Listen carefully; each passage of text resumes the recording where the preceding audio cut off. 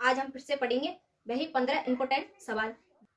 और आपको मैं ये बता दूं कि यह सवाल कौन कौन सी एग्जाम में आते हैं, एनपीटीसी, ग्रुप डी और पुलिस की। जो कोई सरकारी नौकरी की तैयारी कर रहे हैं यह सारे सवाल उनमें आने वाले हैं। तो वीडियो को लास्ट तक जरूर देखिए ताकि एक भी सवाल मिस ना हो जाए। वीडियो पर बने रहे, वीडियो को लाइक कर दो और चैनल को सब्सक्राइब कर दो। पहला सवाल देखेंगे हमारा क्या है। पहला सवाल है इतिहास किसे कहते हैं। पहला सवाल क्या हमारा, इतिहास किसे कहते हैं। भविष्य का अध्ययन, वर्तमान का अध्ययन, भूतकाल की घटनाओं का अध्ययन, युद्धों का अध्ययन। तो इसका सही आंसर क्या हो जाएगा। 3 सेकंड का समय है, सोचकर बताओगे इसका सही आंसर क्या हो जाएगा।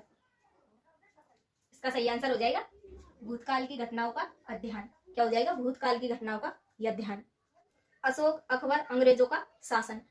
अब देखेंगे हमारा अगला सवाल। अगला सवाल क्या है, भारतीय इतिहास को कितने भागों में बांटा गया है। अगला सवाल क्या हमारा, भारतीय इतिहास को कितने भागों में बांटा गया है। 2, 3, 4, 5। तो इसका सही आंसर क्या हो जाएगा। इसका राइट आंसर हो जाएगा 3। कितने भागों में, 3 भागों में। और वे 3 भाग कौन कौन से हैं। 3 भाग प्राचीन,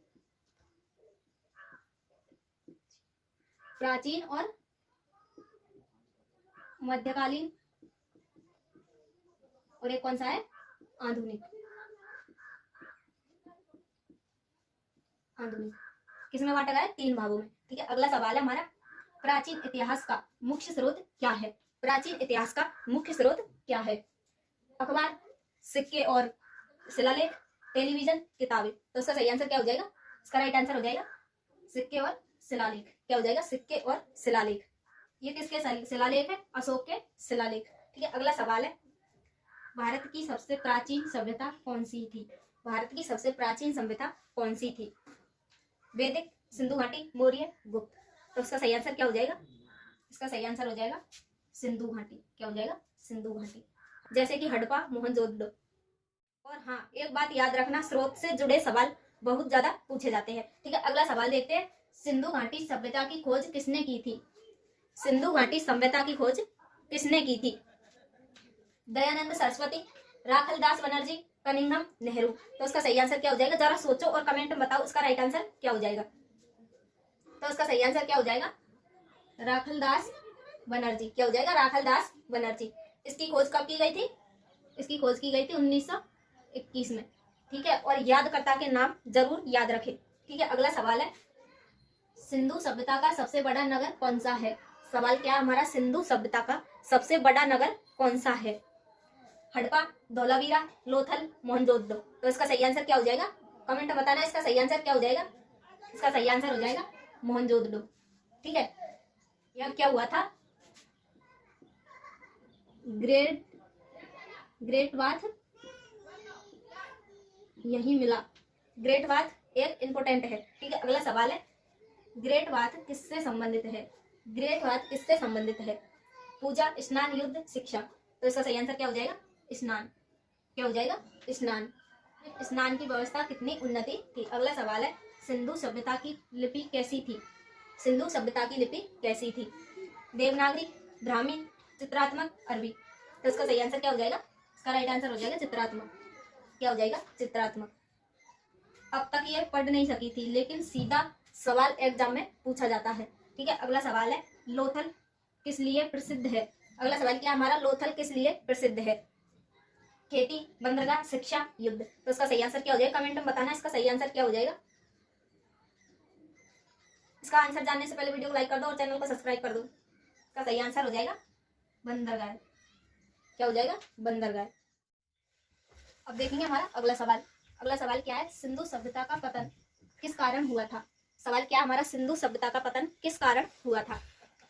युद्ध, बाढ़, महामारी, उपरोक्त सभी। तो इसका राइट आंसर क्या हो जाएगा, जरा सोचो और कमेंट में बताओ इसका सही आंसर क्या हो जाएगा।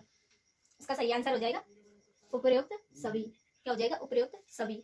यह कोई निश्चित कारण नहीं। चलो अब वैदिक काल शुरू करते हैं। अगला सवाल है, वैदिक काल के मुख्य स्रोत क्या है। वैदिक काल के मुख्य स्रोत क्या है। ए ऑप्शन है पुराण, बी ऑप्शन है, सी ऑप्शन है उपनिषद, डी ऑप्शन है रामायण। तो इसका सही आंसर क्या हो जाएगा। इसका राइट आंसर हो जाएगा वेद। क्या हो जाएगा, वेद। सामवेद, अजुर्वेद, अथर्ववेद और ऋग्वेद। कितने होते हैं, 4 वेद। अगला सवाल है हमारा, ऋग्वेद में कुल कितने मंडल है। सवाल क्या हमारा, ऋग्वेद में कुल कितने मंडल है। 8, 9, 10, 12। तो उसका सही आंसर क्या हो जाएगा? दिमाग लगाओ और कमेंट में बताओ इसका राइट आंसर क्या हो जाएगा। इसका सही आंसर हो जाएगा 10। ठीक है। देवताओं के स्तुति वाले सूक्त, यह संख्या वाले सवाल अक्सर ज्यादातर पूछे जाते हैं। ठीक है। अगला सवाल है, सबसे प्राचीन वेद कौन सा है? सवाल क्या हमारा, सबसे प्राचीन वेद कौन सा है? सामवेद, अजुर्वेद, अथर्ववेद, ऋग्वेद। तो उसका सही आंसर क्या हो जाएगा? इसका राइट आंसर हो जाएगा ऋग्वेद। क्या हो जाएगा? ऋग्वेद।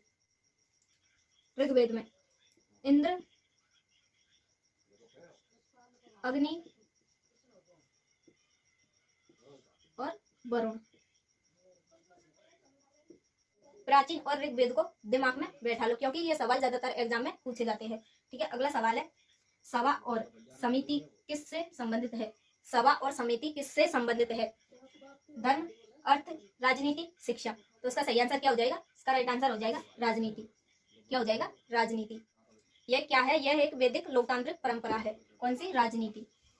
तो आज की जीके की क्लास लूसेंट वाली यहीं खत्म होती है हमारी वीडियो। अगर आपको ये वीडियो अच्छी लगी है तो वीडियो को लाइक कर दीजिए, अपने दोस्तों के साथ शेयर कर दीजिए, चैनल को सब्सक्राइब कर बेल आइकन को ऑन कर लीजिए, ताकि हर रोज आपको नई नई जानकारी मिलती रहे। याद रखो, पढ़ने वाले की असली जीत है। धन्यवाद। अपनी पढ़ाई जारी रखो। जय हिंद।